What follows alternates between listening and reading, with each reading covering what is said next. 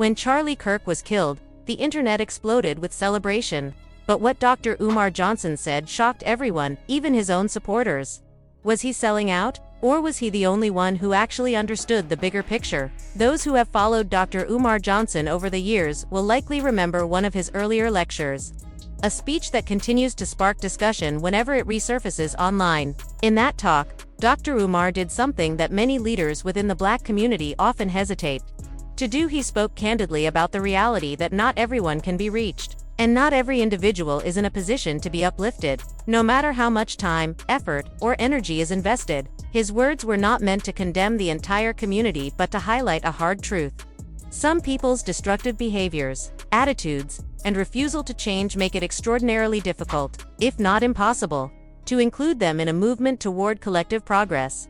He acknowledged that within any community, whether Black, white, or otherwise, there will always be individuals who resist positive change. For the Black community specifically, these individuals are often those who, whether by choice or circumstance, embody values and actions that directly undermine the efforts of others striving for advancement. Some may be entangled in cycles of violence, drugs, or self-destructive habits. Others might reject their identity, belittle their heritage, or even work against the interests of their own people. Dr. Umar's point was not to shame these individuals, but to make a sober observation. The road to liberation cannot realistically include everyone, because not everyone desires liberation in the same way or at all. This was a controversial stance. It goes against the instinct many of us have to believe that with enough guidance, patience, or education, anyone can be saved. Yet, Dr. Umar insisted that pretending otherwise only weakens the larger struggle. He argued that when too much time is spent on those unwilling to change, it diverts resources, energy, and attention from those who truly want to grow, those who are ready to be nurtured into leaders, builders and protectors of the community. In his view, the survival and prosperity of the collective must take priority over the hope of transforming every individual. But what made the lecture particularly striking was that Dr. Umar did not stop at simply identifying this problem. He didn't leave the audience with the bitter conclusion that some members of the community were simply lost causes. Instead, he proposed a strategy for how to handle these difficult cases without allowing them to derail the progress of others. While he acknowledged that not everyone could be saved, he emphasized that this didn't mean those individuals had to be discarded in a way that stripped them of dignity or humanity. Rather, he called for establishing boundaries, creating safe distance, and developing systems within the community that protect those who are striving for progress while preventing those resistant to change from causing damage. For instance, he spoke about the importance of controlled environment spaces where the community can invest in its children, its families, and its leaders without interference from those who may seek to sabotage that growth. He likened it to tending a garden. Weeds will always exist, but if you let them overrun the soil, nothing good can flourish. The wise gardener does not waste all their effort trying to transform weeds into flowers. Instead, they remove or contain them to preserve the conditions necessary for growth. This analogy resonated deeply with many who heard him speak, as it reflected not just a philosophical position but a practical reality many had witnessed firsthand. Dr. Umar's perspective challenges the romantic notion of universal redemption. He pointed out that history offers countless examples of communities, movements, and even entire civilizations brought down not by outside forces alone but by internal weakness by those within who resisted unity, discipline, and collective growth. He warned that if the Black community was serious about building institutions, reclaiming independence, and developing economic and political power, then it could not afford to be naive about the presence of individuals who actively or passively work against that mission. At the same time, his message was not one of cruelty. He never suggested abandoning compassion altogether. Instead, he emphasized discernment. Compassion does not mean blind inclusion. Love for the community does not mean sacrificing its survival for the sake of those unwilling to contribute. To truly love the community, he argued, sometimes you must make difficult decisions that protect the majority from being dragged down by the destructive few. The solution he outlined was as much spiritual as it was practical. He encouraged people to pray for those who seemed lost, to continue offering them the chance to change, but not to allow their unwillingness to change to become an anchor weighing down the rest. He also stressed the importance of building parallel systems institutions, schools, businesses, and networks designed to shield the community from external oppression while also filtering out internal disruption. By doing so, the focus remains on nurturing those ready and willing to rise. What made that lecture memorable, and why people still recall it today, is because it touched on a tension everyone in the community has experienced but few are willing to name. Many have family members, friends, or neighbors who seem stuck in cycles of negativity, those who, despite opportunities and support, refuse to take a step toward progress. It is painful to accept, but pretending otherwise often leads to disappointment, frustration, and wasted energy. Dr. Umar gave language to this reality, and, in doing so, freed people from the guilt of believing they had failed if they couldn't save everyone around them. His words also carried a broader lesson about leadership.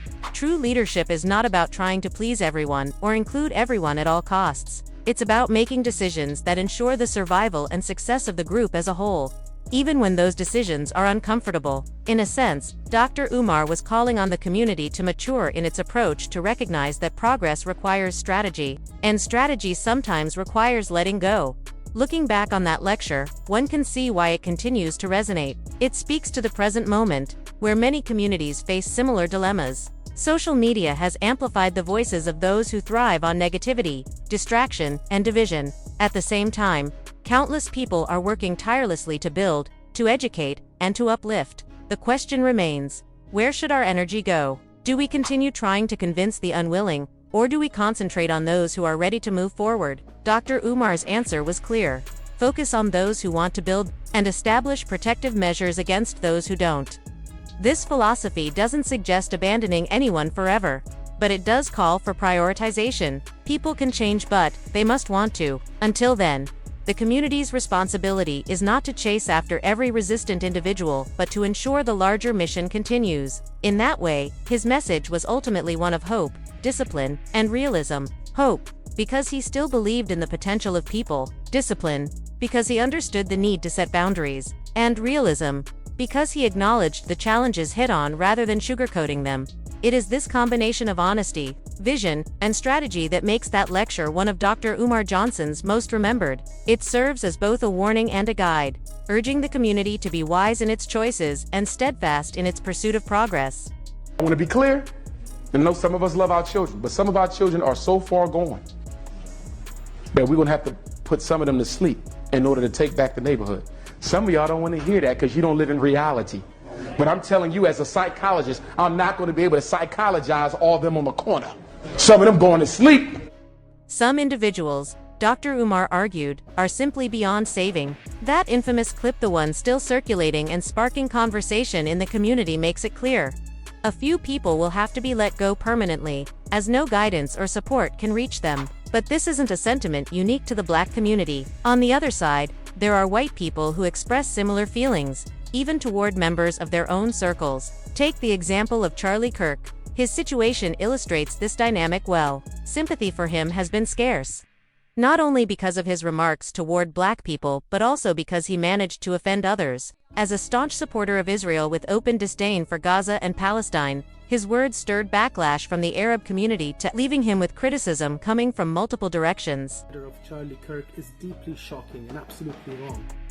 I want to say clearly, I do not agree with much of what he used to stand for, but I would never wish this upon him or anyone.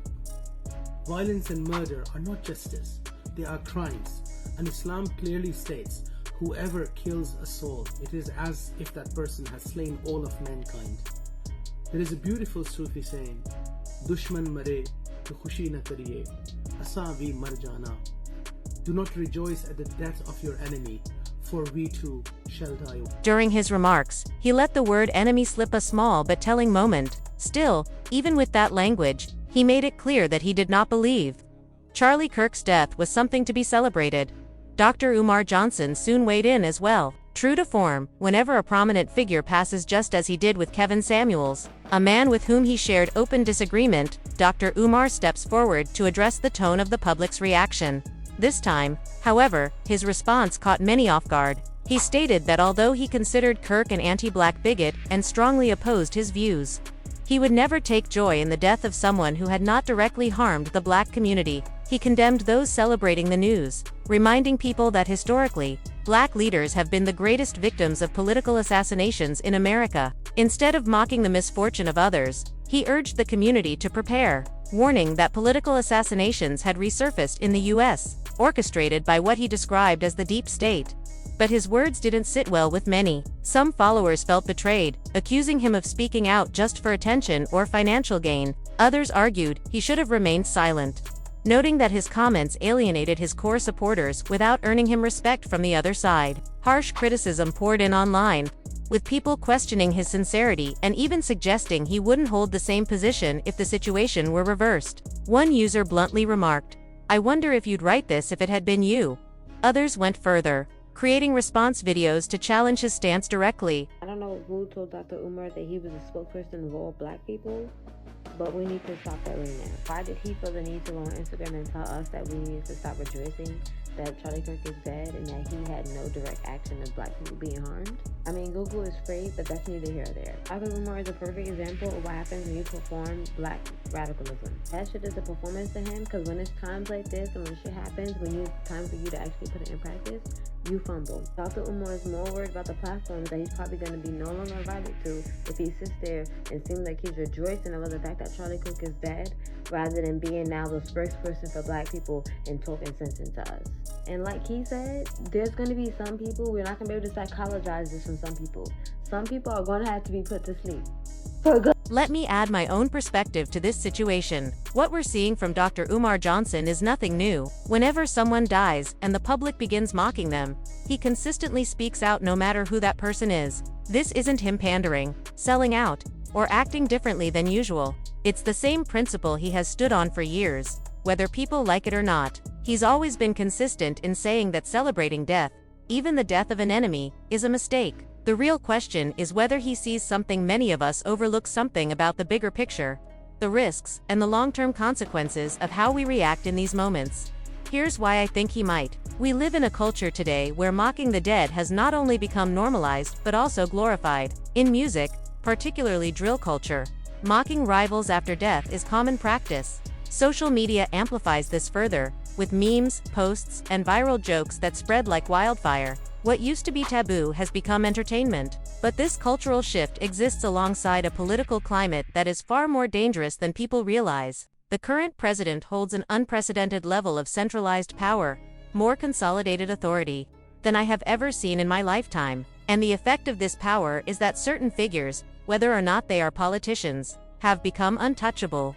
Charlie Kirk was not an elected official, yet the reaction to his death revealed just how fiercely protected he was by those in power. Criticizing him is no longer viewed as mere speech, it's treated almost as if you've crossed into forbidden territory. If an immigrant mocks him online, the threat of deportation is suddenly on the table. If an employee makes a statement against him and their boss happens to be conservative, that screenshot could cost them their livelihood in a matter of hours. And once you lose your job, the hope of winning it back through a lawsuit is slim to none. The courts are not designed to protect dissenters when political tensions are this high. We've already seen thousands lose jobs in similar circumstances. This isn't theoretical. It's a lived reality. Dr. Umar likely sees this danger clearly. His message is straightforward: don't get distracted by battles that aren't yours. Charlie Kirk's death is not a black community issue. He didn't die at the hands of black people.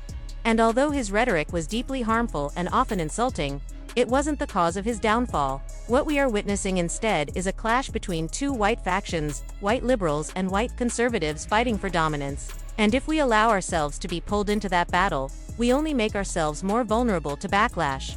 For years now, I've observed what many call black fatigue growing among people on the political right. 10 years ago, they whispered their frustrations in private, too afraid of being fired or socially punished for openly voicing them. Today, they say it loud and clear, often without fear of consequence. That should tell us something about the shift in the cultural winds. The restraints that once existed to protect us from unfiltered hostility are being lifted. The more visible we are in conflicts that are not ours, the more we become targets for that hostility.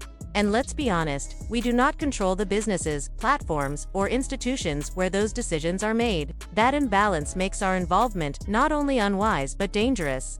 And here's the part: most people don't want to admit the hard truth. When white America decides to escalate, History proves they are not bluffing. From Reconstruction to the Civil Rights Movement, the pattern is clear. Retaliation comes swiftly, and it comes with overwhelming force.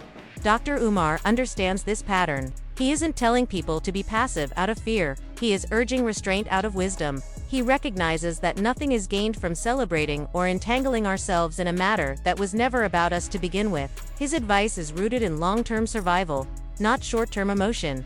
At 44 years old, I understand this now, in a way I didn't when I was younger. Back then, I might have dismissed his words, written them off as cowardice, or accused him of being too cautious. But after traveling, living in different parts of the world, and witnessing the consequences of unchecked white supremacy, I see the wisdom in what he's saying. He's not asking us to like Charlie Kirk or mourn his loss. He's asking us to stay focused on our own work on building institutions, strengthening families, and protecting our community. Let it go, move on, and don't get caught up in distractions that can only harm us. This also ties directly to the question of survival for anyone with a public platform. If your income is tied to institutions or corporations you don't control, you simply cannot afford to make reckless statements. The idea that free speech protects you is an illusion. Even liberal networks aren't providing cover anymore. Look at MSNBC firing Matthew Dow after he linked Kirk's shooting to hateful rhetoric. If a seasoned political analyst with media credentials can be silenced instantly,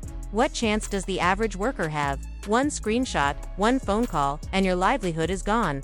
Dr. Umar knows this game. He knows that in this climate, one misstep could destroy years of work, alienate your base, and leave you without allies. That's why, even if his words anger some, his stance is the most strategic one. He isn't he's calculating. He's choosing not to waste energy on a conflict that will bring no benefit to black people and could easily backfire. And whether people admit it or not, that's the kind of foresight true leadership requires.